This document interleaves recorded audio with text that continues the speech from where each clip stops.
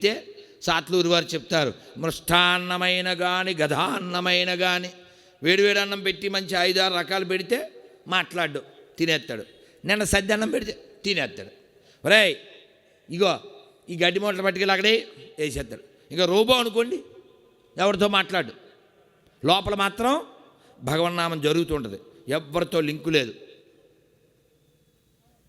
అలా ఉంటాడు. చూసే వాళ్ళందరికీ పిచ్చోడు, ముద్దురా చిప్ప. కానీ లోపల ఈ ప్రపంచంతో ఏ సంబంధం లేకుండా జీవిస్తున్నాడు. ఉత్తమ స్థితికి వెళ్ళిపోయాడు ఆయన. భౌతికతలో చెప్పిన స్థితికి, 1854లో చెప్పిన బ్రహ్మీభూత స్థితికి వెళ్ళిపోయాడు ఆయన. అందుకని ఎవరితో వైరం లేదు, గొడవ లేదు. లోపల ఏ ఇతర భావాలు ఏం లేవు, ఒకటే భావం, బ్రాహ్మీ భావం, అదొకటే ఉంది, నడిచిపోతుంది. రే పొలానికి కాపలా ఉండు, మంచి మీద కూర్చో అన్నారు. మంచి అంటే తెలుసా అండి, పొలంలో కడతారు కదా ఈ పెట్ల అవి రాకుండా తోలడానికి. ఆ మంచి మీద కూర్చున్నాడు. దొంగలు వచ్చారు 10 మంది. దొంగలు వచ్చి ఎత్తుపోతున్నారు. ఇప్పుడు మిమ్మల్ని నన్ను ఎవడైనా భుజాలట్టు లాకెళ్ళిపోతే ఏం చేస్తాం? ఎవడన్నా నువ్వు ఏదో అరుస్తాం. ఈయన పూర్తి శరణాగతి కదా.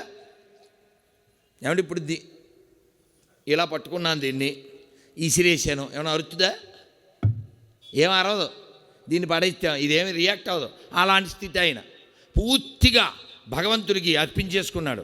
నేను ఇంకా ఇదే లాస్ట్, ఇంకా మళ్ళీ పుట్టడం, సత్యంబిక పుట్టుట సున్నా, నేను పుట్ట ఇంకా ఛాలెంజ్. రామదాస్ గారి గట్స్ చూస్తే తొడగొట్టడం అంటే అదే అనిపిస్తుంది నాకు. సత్యంబిక పుట్టుట సున్నా, ఎవరైనా స్టేట్మెంట్ అండి ఇది. అలా ఇవ్వగలగాలి, అది ఆయన కాన్ఫిడెన్స్ లెవెల్, అది ఆయన భక్తి.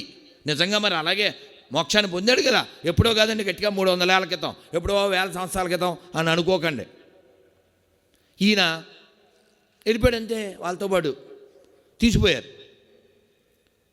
స్నానం చేయించారు, పసుపట్లు గడిచారు. నెక్స్ట్ ఏం జరుగుద్దో తెలీదా? ఆరాధ్య తర్వాత ఏం చేస్తారు? స్నానం చేయించి పసుపట్లు కట్టి కాళికాదేవి ముందు కూర్చోబెట్టారు. నెక్స్ట్ ఏం జరుగుద్ది తెలీదా? చిన్నపిల్ల నీకే తెలితే ఆయనకి తెలీదా ఏంటి? ఒరే తలకే వంచరా వంచేశాడు. నెక్స్ట్ ఏం వద్దు, ఇప్పుడు తల పోద్ది. లోపల ఎలా ఉంటుంది మనకి? కత్తితో నరికేస్తారు ఇప్పుడు అన్నప్పుడు ఎంత బెంగగా ఉంటుంది. ఆ స్లాటర్ హౌస్లో ఆ జంతువుల్ని అలా లాక్కెళ్తూ ఉంటే అవి ఎంత కష్టపడతాయో తప్పించుకోవడానికి. కానీ ఈ 2 కాళ్ళ వాడి వలన కోట్ల జీవులు రోజు మృత్యువాత పడుతున్నాయి. కడుపులో ఉన్న మావితో కూడి ఈ లోకాన్ని చూడనటువంటి దాన్ని కూడా వీడు వాళ్ళమ్మ కడుపులోంచి తీసి వండుకుని వీడి కడుపులో వేసుకుంటున్నాడు. ఇటువంటి మానవులు, నీచ దుష్టులైన మానవులు నశించుగాక, ఈ లోకం జ్ఞానంతో ప్రకాశించుగాక.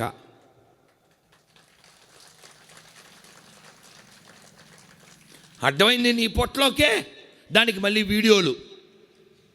రోజులు గడిచే కొద్దీ మనిషి ఆకాశంలోకి ఎగురుతున్నాడు, కానీ మానవత్వంలోకి ఎదగడం లేదు. నీలో దయ లేకపోతే, నీలో కరుణ లేకపోతే, నువ్వెంత మంచి బట్టలు వేస్తే ఎవరికి, నీ దగ్గర ఎంత డబ్బులుంటే ఎవరికి? అన్నిటికంటే పెద్ద మతం హిందూ మతం, క్రైస్తవ మతం, ముస్లిం మతం కాదండి. అన్నిటికంటే పెద్ద మతం దయామతము వర్ధిల్లుగాక. ఆ దయలేని మతం, ఆ దయలేని వాడు ఏ మతంలో ఉన్నా వాడు భూమికి భారం, వాడు ఉండక్కర్లేదు. ఇప్పుడు ఈయన తీసుకెళ్ళిపోయారు, తలకాయ అక్కడ పెట్టారు, నెక్స్ట్ చేసేస్తారు. ఈయనకి లోపల ఏ భావం లేదు.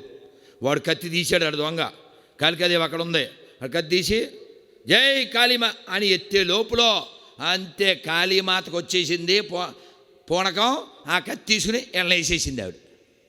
వాళ్ళంతా ఎవరు? ఈవిడ భక్తులే.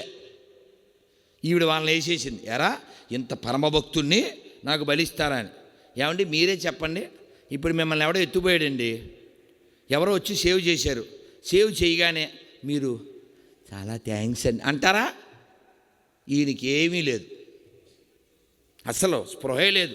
మళ్ళీ వెళ్ళిపోతున్నాడు అంతే బొమ్మలాగా. అమ్మ థ్యాంక్స్ ఏమీ లేవు, మళ్ళీ బొమ్మలా వెళ్ళిపోతున్నాడు. ఆవిడ డ్యూటీ ఆవిడ చేసింది. ఈయనకి అసలు ఈ లోకంతో నాట్ రిలేటెడ్. లోపలే ఉన్నాడు, లోకంలో లేడు. మనం లోకంలోనే ఉంటాం, అసలు లోపల ఏముందో చూడం. మనది గొప్ప వాళ్ళం కదా, హాయ్ గోదారోళ్ళమండి అంటుంటాం ఏమన్నా అంటే. అద్దం ముందు నిలబడి ఓసారి మాట్లాడరా రోజును అన్నారు వివేకానందుడు. ఎవరితో? అద్దం ముందు ఎవరుంటారు? ఎవరు నిలబడితే వాళ్ళు ఉంటారు. ఓ గొప్పోడు కనపడతాడరా రోజు అద్దం ముందు నిలబడండిరా అన్నారు. అద్దం ముందు నిలబడి ఎప్పుడైనా మనతో మనం మాట్లాడేమా? మనతో మాట్లాడాం. అద్దం ముందు అలంకారం చేసేటప్పుడు కూడా వదినా చెప్పు అంటుంటాం. ఏంటి చెప్పేది? పెరగని చెప్పు, బాటా చెప్పు, ఏమిటో వంట చేసేటప్పుడు లలితా జ్యువెలర్స్, కనిష్కా జ్యువెలర్స్, ఏమిటి ఇంకెప్పుడు ఇవే కదా. అలా ఉండకూడదు నాన్న. అంతర్ముఖ సమారాధ్య బహిర్ముఖ సుదుర్లభ. ఊరికే పద్యాలు చదివేయడమే, శ్లోకాలు చదివేయడమే, అర్థం లేదు ఏం లేదు. అలా వద్దు. మీరు ఏం చదువుతున్నారో కొంచెం చదివినా అది లోపలికి ఇంకేలా చదవండి. సరే, ఈ కొంచెం అయిపోతే మనకు సమయం కూడా అయిపోతుంది, మనకు వార్నింగ్ బెల్ వచ్చేస్తుంది, మనం వెళ్ళిపోదాం. ఆయన నడిచి వెళ్ళిపోతున్నాడు. వెళ్ళిపోతుంటే రహు బోయిలు అంటారు తెలుసు కదండి, పల్లకి. అందులో ఒకడు తక్కువయ్యాడు. ఒరేయ్ వెళ్ళరా అన్నారు. ఈయన మన రోబో టైప్ కదా, ఎందుకు రావాలి అండగా వచ్చి వెళ్ళిపోయాడు. పట్టేసుకున్నాడు అంతే. ఈ రాజుగారికి లోపల అన్కంఫర్ట్గా ఉంది. ఆయన తెర తీసి ఒరే ఏంట్రా ఏం జరుగుతుంది అన్నాడు. సార్ వీడు జంపింగ్ చేస్తున్నాడు సార్ అన్నారు మిగిలిన ముగ్గురు. ఈయన ఏరా నేను ఎవరో తెలుసా? ఈ దేశానికి రాజుని. యమధర్మరాజు ప్రాణుల్ని హింసించినట్టు నిన్ను హింసిస్తాను, సరిగా అన్నాడు. ఈయన మళ్ళీ మామూలే జంపింగ్ చేస్తున్నాడు. అది పట్టుకుని లోపల ఉన్నాడు ఊగిపోడా. జంపింగ్ ఎందుకు చేస్తున్నాడు? కింద చీమలో అవి చచ్చిపోతాయని. భక్తుడంటే దయ కలిగిన వాడు. ఈయనకి మళ్ళీ కోపం వచ్చింది. ఒరే ఏం చేస్తున్నారా? నిన్ను యమధర్మరాజు దగ్గర పంపిస్తాను అన్నాడు. మీరు గమనించాలి, ఇక్కడ కీలకమైన పాయింట్. ఈయన పుట్టినప్పటి నుంచి మాట్లాడాడండి. దాదాపు ఒక 35 ఏళ్ళు అనుకుందాం, ఓ 40 ఏళ్ళు అనుకుందాం, మాట్లాడలేదు. ఇప్పుడు మాట్లాడితే ఆ స్వరం, ఆ తపశ్శక్తి అది తీక్షణమైన అగ్ని శిఖల్లా, అగ్ని జ్వాలల్లా ఉంటుంది. అప్పుడు మాట్లాడాడు. రాజా, యమధర్మరాజు ప్రాణుల్ని హింసించినట్లు హింసిస్తావా? ఇప్పుడు నిన్ను ఎవరు కదిపారు? ఇది కదలడానికి కారణం ఎవరు? పల్లకి. పల్లకి దేంతో చేశారు? ఒక మొద్దు చెక్కతో చేశారు. ఈ పల్లకి దేని మీద ఉంది? భుజాలు మోస్తున్నాయి. భుజాలను ఎవరు మోస్తున్నారు? నడుము మోస్తుంది. నడుముని ఉరువులు, ఉరువుల్ని మోకాళ్ళు, మోకాళ్ళని కాళ్ళు. ఇప్పుడు తప్పెవరిది అన్నాడు. బాబోయ్ వీడు ఎంత ఫిలాసఫీ మాట్లాడుతున్నాడు ఏంటి? ఇటు రాజుకి చెమటలు పట్టేసింది. ఏదో పనోడు అనుకుంటాడు, ఇంత ఫిలాసఫీ బాబు. అందులో ఆ వాయిస్లో తీక్షణత. ఆయన బాబోయ్ దిగిపోయి మీరు ఎవరండి అన్నాడు. నువ్వు జస్ట్ స్టేట్కి సీఎం అవే, దానికే పెద్ద సాంగ్ పాడుతున్నావు. ఈ మొత్తం భూమండలం అంతా పరిపాలించిన వాడిని నేను అని ఈయన ఆయనకి హితబోధ చేసి ఎక్కడికి వెళ్తున్నావు అన్నాడు. అక్కడ ఆశ్రమానికి వెళ్తున్నానండి పరబ్రహ్మానుభవం కోసం అన్నాడు. దేవుడి గురించి మళ్ళీ తెలుసుకుంది, కానీ ముందు నువ్వెవరో తెలుసుకో, దానికోసం ప్రయత్నం చేయి, లోపలికి చూడు అని బోధించారు. ఆ తర్వాత ఆయన వైకుంఠానికి వెళ్ళాడు, ఆయన కూడా వెళ్ళాడు. కాబట్టి మనమందరం కూడా కన్నడ భాషలో పురందాస్ చెప్తాడు, అల్లిదే నమ్మనే ఇల్లి బంది సొమ్మనే. ఏమిటండి అది? మాకు తెలుగే అర్థం కాకపోతే ఇంకా కన్నడాలు అంటారు ఏమిటి? నాకు కన్నడం వచ్చు, తన్నడం వచ్చు. అందుకని దాని అర్థం ఏమిటంటే అల్లిదే నమ్మని. మని అంటే ఇల్లు, మా ఇల్లు అక్కడ ఉంది. ఇల్లి బంది సొమ్మనే. ఊరికే వచ్చాను ఇక్కడికి వచ్చిన వాళ్ళు ఎవరైనా వెళ్ళేటప్పుడు కుర్చీ చేత్తో పట్టుకుని వెళ్తారా? ఎవ్వడు వెళ్ళడు. ఎందుకు వెళ్ళరు? ఇది మనది కాదు, అది మనది కాదు, ఇది కూడా మనది కాదు. అది తెలియాలి. అది తెలిస్తే మనకి జ్ఞానం ఉన్నట్లు. మనం ఆర్యులము. భగవద్గీతలో ప్రథమాధ్యాయం విషాదంతో ప్రారంభమైంది. మధ్యలో ఎన్నో విషయాలు చెబుతూ విశ్వరూప సందర్శన చూపించి, నాకు ఇదిగో ఈ లక్షణాలుంటే ఇష్టమని 12వ అధ్యాయంలో దండిగా చెప్పాడు స్వామి. చెప్పి 11లో చెప్పాడు. 16లో దైవాసుర సంపత్ విభాగ యోగం, రాక్షసుడి లక్షణాలు ఎలా ఉంటాయి, దైవ శక్తి కలిగిన వాడి లక్షణాలు ఎలా ఉంటాయి, అవన్నీ వివరించాడు. చిట్ట 18లోకి వెళ్ళాక కంక్లూషన్ చేశాడు. అదేమిటో చెప్తాను.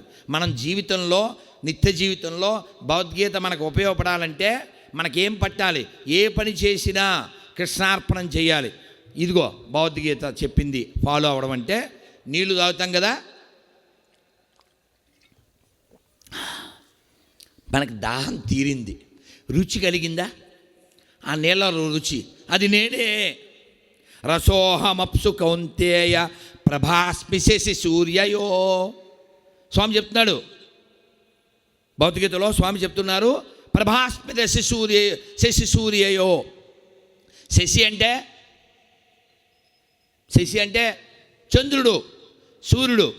వీళ్ళలో కనబడే కాంతి నేనే. చంద్రుల్లో కాంతి చూసినప్పుడు, సూర్యుడు కాంతి చూసినప్పుడు మనకు కృష్ణుడు గుర్తొస్తే మనకు భగవద్గీత ఎక్కినట్లే.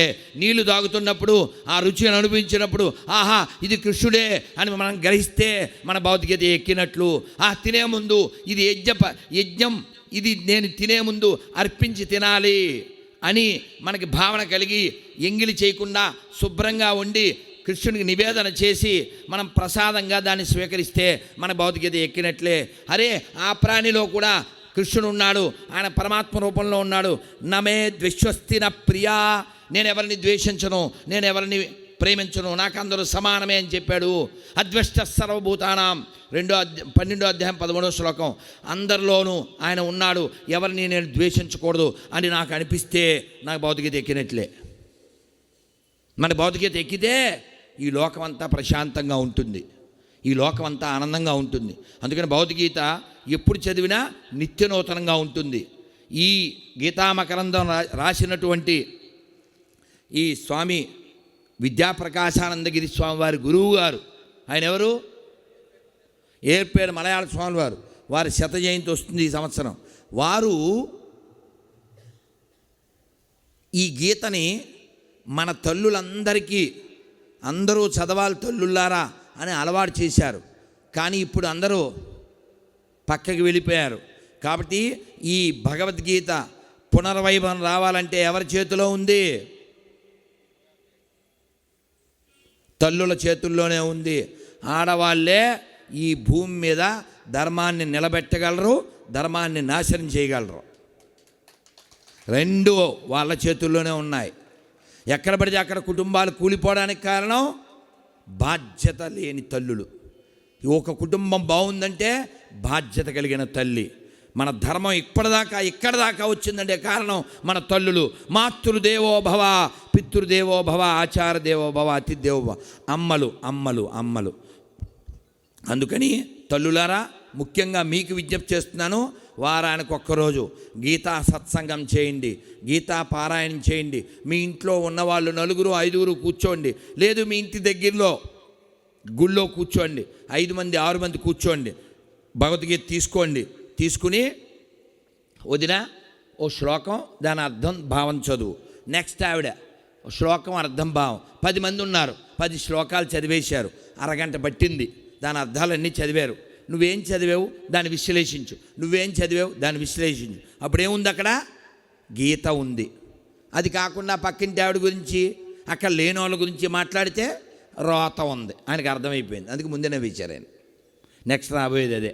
అవునా? చెప్పండి, గీత కావాలా రోత కావాలా?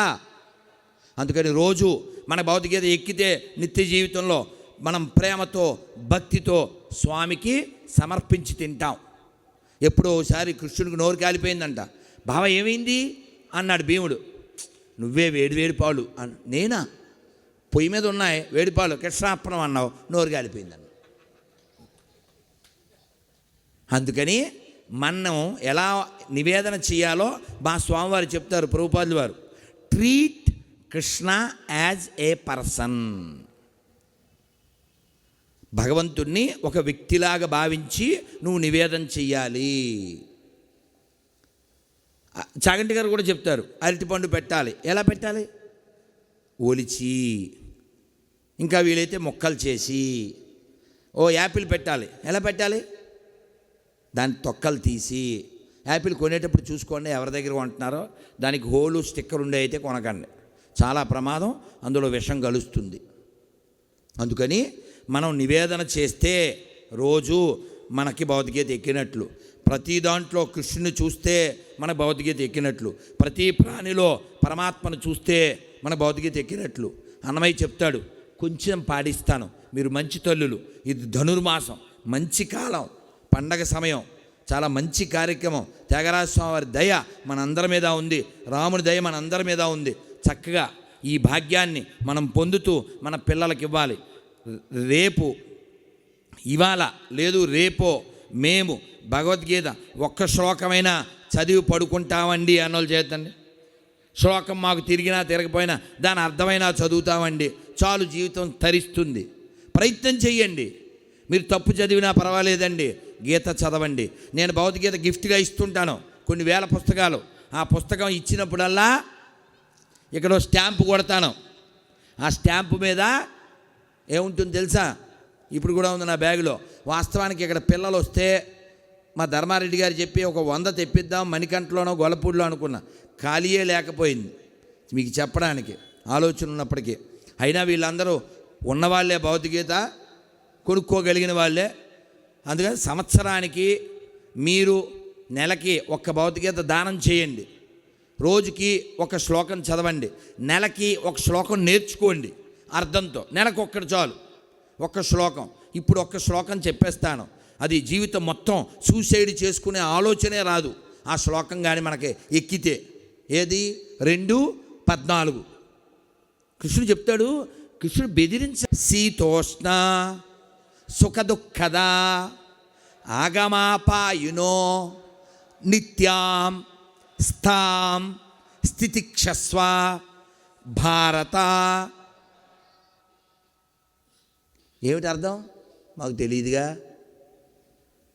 ఏమిటంటే, ఓ అర్జున, శీతాకాలం వస్తుంది, ఎండాకాలం వస్తుంది, దానికి తగినటువంటి ఏర్పాట్లు చేసుకుని దాని నుంచి నువ్వు దాన్ని భరించడాన్ని నేర్చుకున్నావు కదా. అలాగే సుఖం వస్తుంది, దుఃఖం వస్తుంది. తదా మానావమానయో, అవమానం వస్తుంది, సన్మానం వస్తుంది. ఈ రెండిటి విషయంలో ఈ భరించడాన్ని నేర్చుకో. Learn to tolerate. ఎవరో ఏదో అన్నారు, ఏంటది? నేను ఇప్పుడు మధ్యాహ్నం అలా భోంచేసి మా ధర్మారెడ్డి గారు సెల్ ఛార్జింగ్ పెట్టారు, తెచ్చాను. చూస్తే 9 మిస్డ్ కాల్స్. అంటే ఎవడో పిశాచం అన్నిసార్లు చేశాడంటే వాడు ఏదో పగబట్టినట్టే. నాకు డౌట్ వచ్చింది, నాకు తెలుసు కాబట్టి వెంటనే ఫోన్ చేశా. వాడు వెంటనే వాడకూడని పదాలు వాడాడు. వాడు పేరు చెప్పమంటే చెప్పలేదు. తర్వాత మెసేజ్లో కూడా తిట్టాడు. వాడి స్థాయి అది. నేను నీకు ధైర్యం వచ్చినప్పుడు ఫోన్ చేయి అని వాడిని బ్లాక్ చేసేసాను. మనం దాన్ని పెంచుకోకూడదు. మనం ఇక్కడికి వచ్చింది మోదం పొందడానికి, ఖేదం పొందడానికి కాదు. ఖేదం అంటే తెలుసా? గొడవ. మోదం అంటే ఆనందం. అందుకని తెలివైన వాడు త్యాగరాజ స్వామి వారు చెప్పినట్లు జీవిస్తాడు. ఎలా? వింటిని నమ్ముకొంటిని శరణంటిని రమ్మంటిని వందనము రఘు నందన సేతుబంధన భక్త చందన రామా వందనము రఘు నందన. వీడను పరుల వేడను నీవాడను భక్తి ఓడను. ఏమిటండి ఈ స్టేట్మెంటు? వీడను, నిన్ను వదలను, పరుల వేడను నీవాడను భక్తి ఓడను వందనము రఘు నందన సేతుబంధన భక్త చందన రామా వందనము రఘు నందన.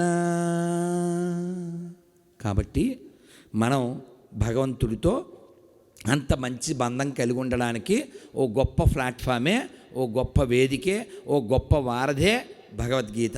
అందుకని భగవద్గీతని రోజు పఠించండి. దాన్ని స్వాధ్యాయం తప ఉచ్యతే అంటాడు. కాబట్టి రోజు భగవద్గీతని కొంచెం కొంచెంగా పఠిస్తూ ఉంటే మనలో మార్పు వస్తుంది. ఏ విధంగా అయితే ఒక నల్లని బొగ్గుల బుట్ట, ఆ నల్లగా ఉన్నదాన్ని రోజు తీసుకెళ్ళి నీళ్ళల్లో ముంచి తీస్తే నీళ్లు రావు, కానీ ఆ బుట్టలోంచి బుట్ట శుభ్రమైపోతుంది. భగవద్గీత అర్థమైనా అవ్వకపోయినా రోజు చదువుతుంటే లోపల తట్ట శుభ్రమైపోతుంది, మన థాట్స్ శుభ్రమైపోతాయి. అందుకని రోజు చదవండి. భగవద్గీత గిఫ్ట్గా నేను ఇచ్చినప్పుడు దాని మీద స్టాంపు కొడతాను. ఏమని ఉంటుంది దాని మీద? మనిషి పుట్టినందుకు మరణించే లోపల ఒక్కసారైనా పూర్తిగా భగవద్గీత చదవాలి. అంతేనా? కాదు. మనిషి పుట్టినవాడు మరణించే లోపల ఒక్కసారైనా పూర్తిగా భగవద్గీత చదివి చావండి. ఏమన్నాను? ఇదే అన్నా. భగవద్గీత పూర్తిగా చదివి చావండి అని స్టాంపు రాసి బ్రాకెట్స్ పెట్టి అందులో, ఎందుకంటే చదవకపోయినా చస్తాం కాబట్టి. ఇప్పుడు మీరు సమాధానం చెప్పండి. చదివి చస్తారా, చదవకుండా చస్తారా? వినపడలే. అబ్బా, ఆవిడికి పట్టింది. ఒకవేళ చదువు రాకపోతే ఏం చేయాలి? ఏ ధర్మారెడ్డి గారో, ఏ డాక్టర్ గారో, ఏ పక్కింటి చదువు వచ్చిన వాళ్ళో వాళ్ళ దగ్గరికి వెళ్ళి బాబు ఇది చదివి పెట్టు అనాలి. ఆ విధంగా లాభం ఇద్దరికి, వాడికి మీకు. కాబట్టి గీత పంచితే మనకేదో సమస్యలు ఉన్నాయి, అక్కర్లేని మతాల నుంచి, అక్కర్లేని వాళ్ళ నుంచి ఆ సమస్యలు, ఆ రోత అంతా పోతుంది, మన రాత మారుస్తుంది. అందుకని జై జై గీత, భగవద్గీత. జై జై గీత చెప్పట్లే. జై జై గీత, జై జై గీత, జై జై గీత. అందుకని గీత చదవండి, రాత మార్చుకోండి. ఈ మానవ జీవితం మళ్ళీ పుట్టకుండా ఉండడం కోసం కృష్ణ భగవానుడు ఇచ్చిన చరమోపదేశం అది చక్కగా చెప్పేయండి. ఈ ఒక్క శ్లోకం మీకు వచ్చేయాలి. చక్కగా 3 సార్లు చెప్తాను ఇది. మాన్ పరిత్యజ్య మామేకం శరణం వ్రజ అహం త్వాం సర్వపాపేభ్యో మోక్ష ఇష్యామి మా శుచః. మీరు భగవద్గీతని ఏ భాషలో అయినా వినండి, ఏ భాషలో అయినా చదవండి. చదివిన దాన్ని ఆకలింపు అర్థం చేసుకుని కొంతైనా పాటించండి. వంట చేస్తే ఇది భగవంతుడి నివేదన కోసం చేస్తున్నాను అని జ్ఞప్తిలో పెట్టుకోండి. నీళ్లు తాగితే రుచి వస్తే ఆహా ఇది పరమాత్ముడి యొక్క స్మరణ కోసమే మనకి ఇచ్చాడు అని గుర్తుపెట్టుకోండి. ఈ శ్లోకం చెబుతుంది, అన్నిటినీ విడిచిపెట్టి నాకు శరణాగతి పొందు. అన్నమయ్య కీర్తనలో చెబుతాన్నాను కదా, ఆ ఒక్క మొక్క ఇదే, దీని అర్థమే అది. మీరు అన్ని ధర్మాలను విడిచిపెట్టి నాకు శరణాగతి పొందితే మిమ్మల్ని అన్ని పాపాల నుంచి నేను విడిపిస్తాను. అహం త్వాం సర్వపాపేభ్యో మోక్షయిష్యామి మా శుచః. భయపడకు, నీకు మోక్షాన్ని ఇస్తాను. ఇది కృష్ణుడిచ్చిన అష్యూరెన్స్. కాబట్టి ఎవరు గీత చదువుతారో, ఎవరు గీతను పాటిస్తారో, స్వాధ్యాయం ఎవరు పఠిస్తారో వారికి మోక్షం తథ్యం తథ్యం తథ్యం, సత్యం సత్యం పునఃసత్యం.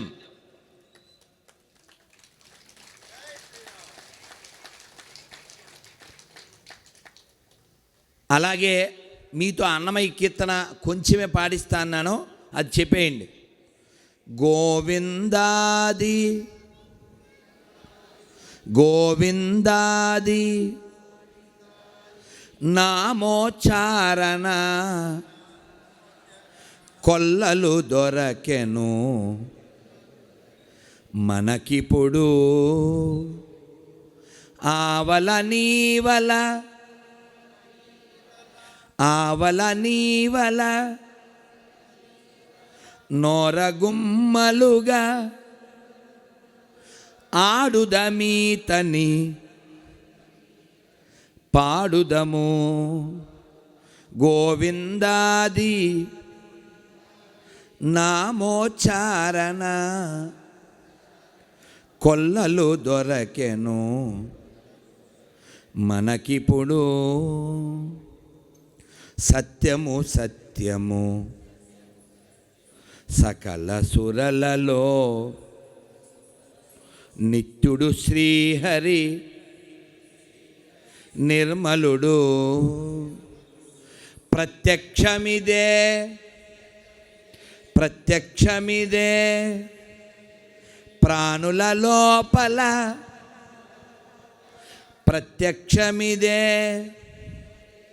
ప్రాణుల లోపల అత్యంతము శరణన రోయితని గోవిందాది నామోచ్చారణ కొల్లలు దొరకెను మనకిప్పుడు. కాబట్టి మనం అందరం కూడా అందరి లోపల ఉన్నటువంటి వాడికి శరణాగతి పొందమని అన్నమయ్య మనకు సజెషన్ చేస్తున్నాడు. కాబట్టి అందరిలో ఆయన ఉన్నాడు, ఆయన్ని మనం గమనించాలి, గ్రహించాలి.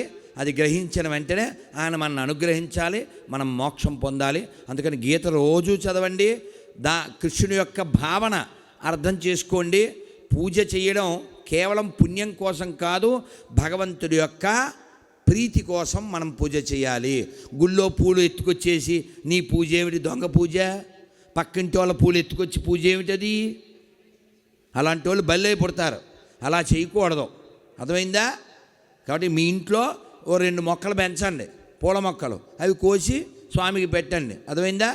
గంధము పూయగురుగా పన్నీటి గంధము పూయరుగా తిలకము దిద్దరుగా కస్తూరి తిలకము దిద్దరుగా అందమైన యదునంద కిషోరుని. కాబట్టి అటువంటి అందమైనటువంటి ఆ నందుడు కుమారుడు మన కోసం ఇచ్చినటువంటి ఈ భగవద్గీతని అద్భుతంగా మనం చదువుదాం, ఆయన లీలలు మనం విందాం, ఆనందంగా ఉందాం, భగవన్నామాన్ని అందాం. అందరూ ఒకసారి కళ్ళు తెరిచి నమస్కారం మొదలుపెట్టి ఈ మంత్రం చెప్తాను, దీంతో నేను ముగిస్తాను. ఎందుకంటే సమయం వారిచ్చిన దానికంటే ఇంకొక 20 నిమిషాలు తీసుకున్నా. మనం 6:30కి మొదలుపెట్టాం, 8:50 అయిపోయింది. కానీ నేను చెప్పడం గొప్ప కాదు, ఎంతసేపు మీరు ఉండడం వినడం గొప్ప. మీకు మీరే చప్పట్లు కొట్టుకోండి. ఎవరుంటారు ఈ రోజుల్లోనూ? అంతా తినే బ్యాచే, వినే బ్యాచ్ ఎక్కడ ఉంటారు? అనపత్తి వారికి ఆర్తి ఉంది కాబట్టి 2 గంటల పైన ఇంతసేపు కూర్చున్నారు. అందువల్ల చక్కగా మీరందరూ ఈ మంత్రం చెప్పేస్తాను, మీరు ఈ మంత్రాన్ని అనేస్తే మనం వెళ్ళిపోదామండి. చక్కగా అందరూ చెప్పండి, నారాయణ నారాయణ. బాగా చెప్పాలండి ఇది, ఎందుకంటే నాకు నీరసంగా ఉంది కదా. మరి నారాయణ నారాయణ, ఇది చెప్పగానే మీకు నవ్వు వస్తుంది, కృష్ణుడి మీద లవ్ వస్తుంది. నారాయణ నారాయణ. రఘునాథ్ గారు చాలలేదు ఇది. ప్రసాదం ఏం పెడుతున్నారు చెప్పండి, చెప్తాను. ఒకటేనా? ఇది ఎక్కువ రకాలు పెట్టాలి, అన్యాయం. పోలే ఒక వెరైటీ అయితే వస్తుంది వేడిగా, కొంచెం ఎక్కువ పెడతాం.